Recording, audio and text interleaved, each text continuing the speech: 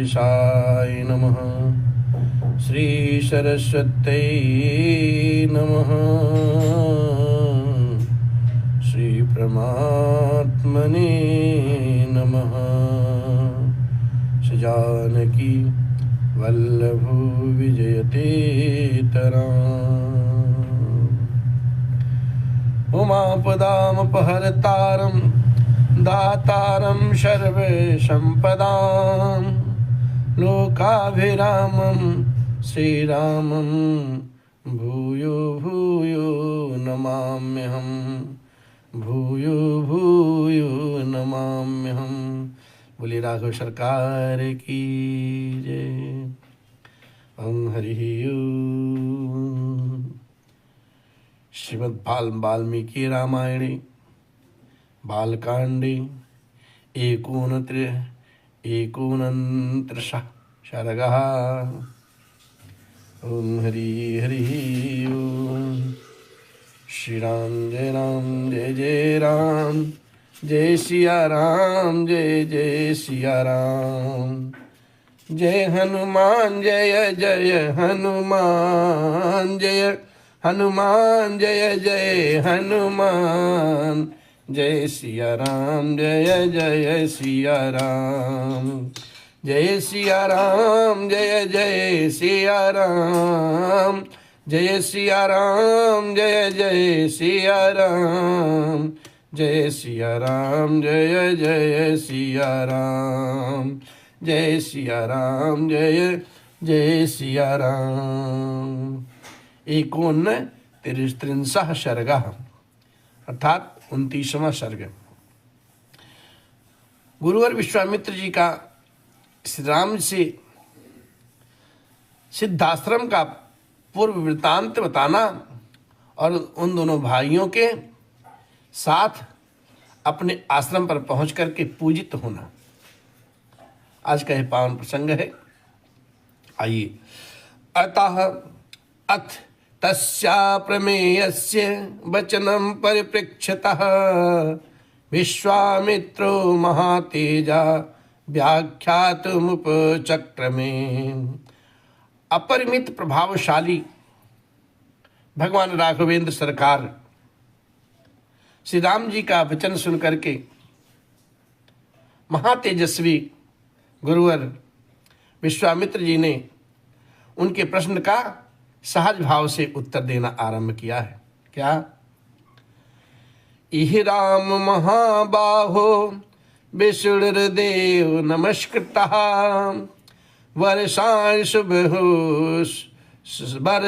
शुभहूनि तथा युग शतानि च। भैया सादर जय श्री राम। तत्पश्चात् रणयोगार्थमुआशिषु महातपाः यस्य पूर्वाश्रमो राम बाणस्य महात्मनः।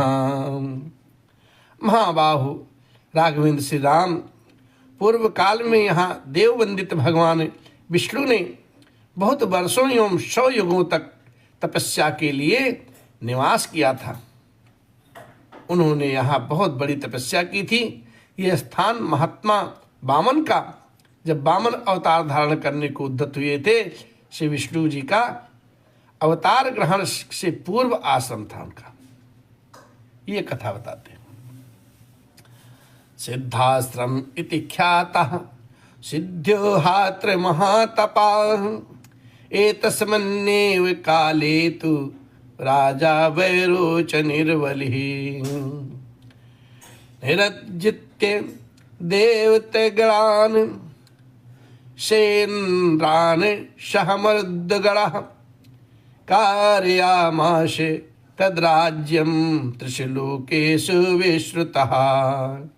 इसकी सिद्धाश्रम के नाम से प्रसिद्ध थी, क्योंकि यहाँ महातपस्वी विष्णु को सिद्धि प्राप्त हुई थी।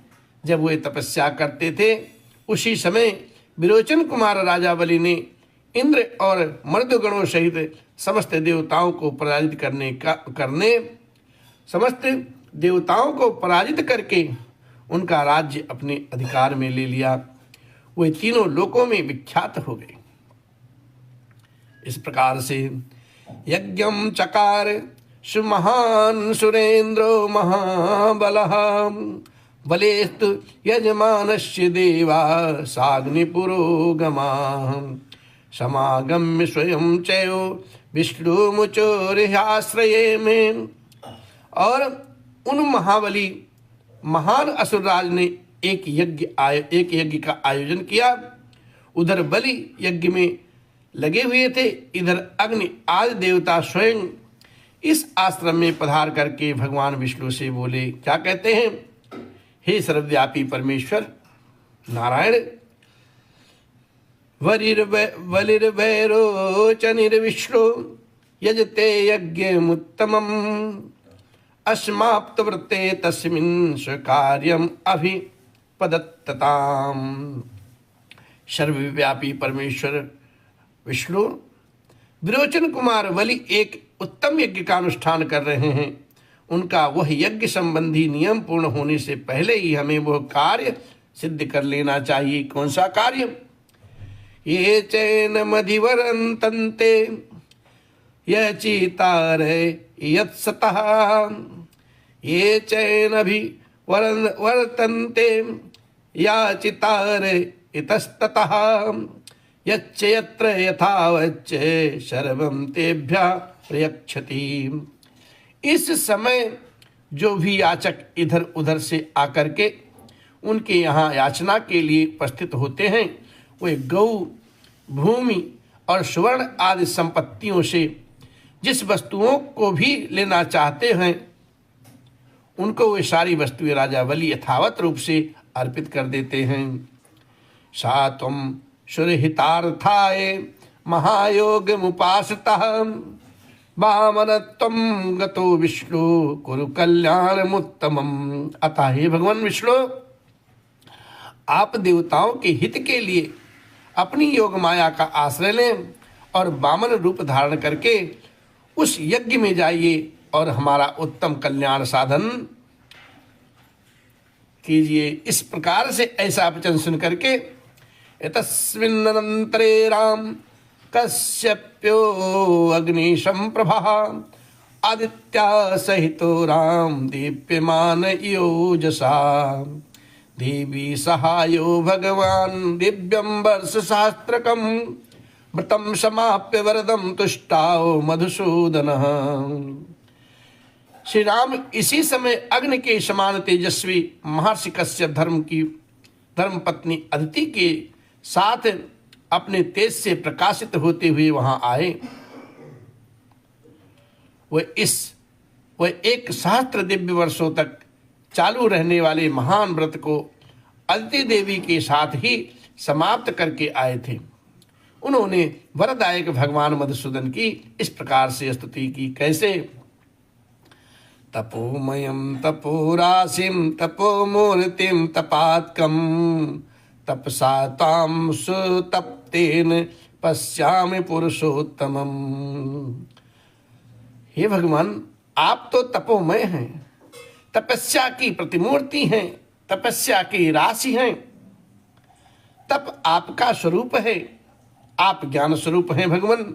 मैं भली भांति तपस्या करके उसके प्रभाव से आप पुरुषोत्तम का दर्शन कर रहा हूं। शरीरे तो पश्यामि जगत सर्वमिदं प्रभु त्वं नादिर निर्देश्य तामहं शरणं गतः। हे प्रभु, मैं इस सारे जगत को आपके शरीर में स्थित देखता हूं। आप अनादि हैं, अनंत हैं। देश काल और वस्तु की सीमा से परे होने के कारण आपका इदम इत्थम रूप से निर्देश ही किया जा सकता है। मैं आपकी शरण में आया हूं भगवान। तम उवाच हरिप्रीतः कश्यपं गतकल्पमशं वरं वरये भद्रं ते वराहरो अशिमतो मम। कश्यप जी के सारे पाप तो धुल गए भगवान।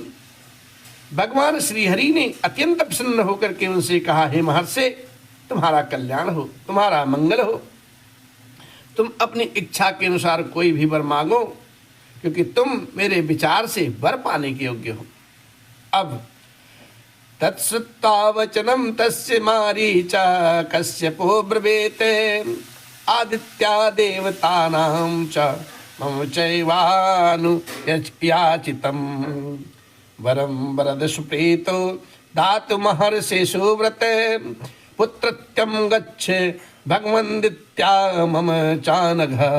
कहते हैं भगवान का यह वचन सुन करके मारीच नंदन कश्यप ने कहा, जो उत्तम व्रत का पालन करने वाले वरदायक परमेश्वर, संपूर्ण देवताओं की, अदिति की तथा मेरी भी आपसे एक ही बात के लिए बारंबार याचना है, बारंबार प्रार्थना है। आप अत्यंत प्रसन्न होकर के मुझे वह एक ही वर प्रदान करें। क्या? भगवान निष्पाप नारायण देव, आप मेरे और अंति के पुत्र बन जाएं, पुत्र हो जाएं। वाह, क्या बात है। भ्राता भव ययुयांस्त्वं शक्रस्यासुरसूदन शोकारतानां तु देवानां सहाय्यं कर्तुमहर्षि। असुर नंदन असुरसूदन, आप इंद्र के छोटे भाई हो और शोक से पीड़ित हुए इन देवताओं की सहायता करें। अयम सिद्धाश्रमो नाम प्रसादात ते भविष्यति सिद्धे कर्मणि देवेशे उत्तिष्ठत भगवन्नितः। हे देवेश्वर भगवान, आपकी कृपा से वह स्थान सिद्धाश्रम के नाम से विख्यात होगा। अब आपका तपरूप कार्य सिद्ध हो गया है, अतः यहाँ से अब उठिए। अथ विष्णुर्महातेजा आदित्याम समजायते वामनं रूपमास्थाय वैरोचनिमुपागमते। तदंतर महातेजस्वी भगवान विष्णु अदिति देवी के गर्भ से प्रकट हुए और वामन रूप धारण करके विरोचन कुमार बलि के पास जाते हैं। तीन पदानथ विक्षिप्ता प्रतिगृह चामेदिनी आक्रम्य लोकाल्लोकार्थी सर्वलोकहिते रतः महेन्द्राय पुनः प्राधान्यम्य बलिमोजसा त्रिलोक्यं सा महातेजाश्चक्रे शक्रवशं पुनः। संपूर्ण लोकों के हित के लिए, सबका कल्याण के लिए जो तत्पर रहने वाले भगवान विष्णु बलि के अधिकार से त्रिलोकी का राज्य ले लेना चाहते थे, अतः उन्होंने 3 पग भूमि के लिए याचना करके उनसे भूमिदान ग्रहण किया और तीनों लोकों को आक्रांत करके उन्हें पुनः देवराज इंद्र को लौटा दिया। महातेजस्वी श्री हरि ने अपनी शक्ति से बलि का निग्रह करके लोकी को पुनः इंद्र के अधीन कर दिया। तेनैव पूर्वमाक्रांत आश्रमनाशन मायपि भक्त्या तस्यैव वामनश्चोपभुज्यते। और उन्हीं भगवान ने पूर्व काल में ही यहाँ निवास किया था, इसलिए यह आश्रम सब प्रकार के श्रम, दुख, शोक का नाश करने वाला है, शमन करने वाला है। उन्हीं भगवान वामन में भक्ति होने के कारण मैं भी इस स्थान को अपने उपयोग में लाता हूँ।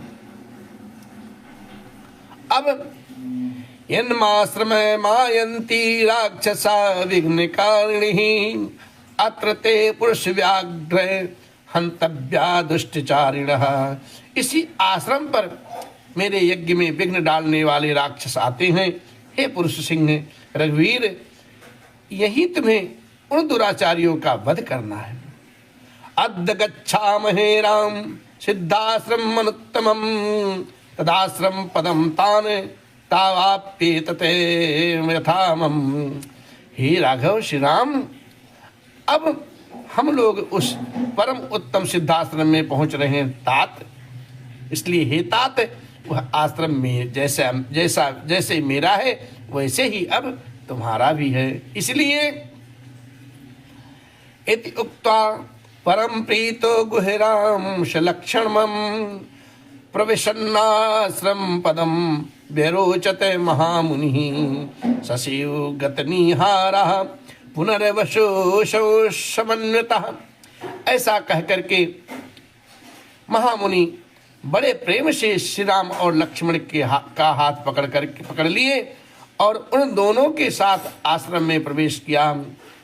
उस समय पुनर्वसु नामक दो नक्षत्रों के बीच में स्थिति तुषार रहित चंद्रमा की भांति उनकी शोभा हुई। तम दृष्ट्वा मुनयः सर्वे सिद्धाश्रम निवासिनः उत्पत्त्योत्पत्त्ये सहसा विश्वामित्र पूजयन् यथार्हं चक्रे पूजां विश्वामित्राय धीमते तथैव राजपुत्राभ्यां कुर्वन्ति अतिथि क्रियां। विश्वामित्र जी को आया देख सिद्धाश्रम में रहने वाले सभी तपस्वी उछलते कूदते हुए सहसा उनके पास आए और सबने मिलकर उन बुद्धिमान विश्वामित्र जी की यथोचित पूजा की है। इसी प्रकार से उन्होंने उन दोनों राजकुमारों का भी अतिथि सत्कार किया। मुहूर्त मथ प्रशांतो राजपुत्र वरिंदमो प्रांजलि मुनि शारदोल मुचुत रघुनंदनो। 2 घड़ी बीत विश्राम करने के बाद रघुकुल को आनंद देने वाले शत्रुघ्न राजकुमार श्री राम और लक्ष्मण हाथ जोड़ करके मुनिवर विश्वामित्र जी की सेवा में बोले। क्या कहते हैं? अद्यैव दीक्षां प्रविशं भद्रं ते मुनिपुंगव सिद्धाश्रमोऽयं सिद्धा स्यात् सत्यमस्तु वचस्तौ। हे मुनिश्रेष्ठ, आज ही यज्ञ की दीक्षा ग्रहण करें, आपका कल्याण हो। यह सिद्धाश्रम वास्तव में यथा नाम तथा गुण सिद्ध हो और राक्षसों के वध के विषय में आपकी कही हुई बात सब सत्य सत्य सच्ची हो जाए। इस प्रकार से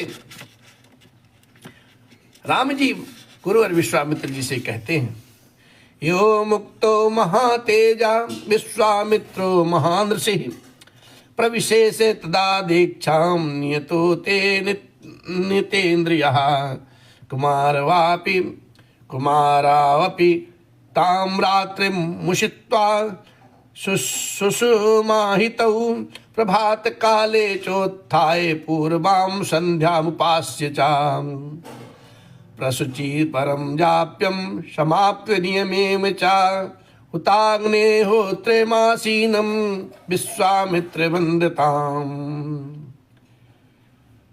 उनके ऐसा कहने पर महातेजस्वी विश्वामित्र जितेंद्रिय भाव से नियम पूर्वक यज्ञ की दीक्षा में प्रविष्ट हुए।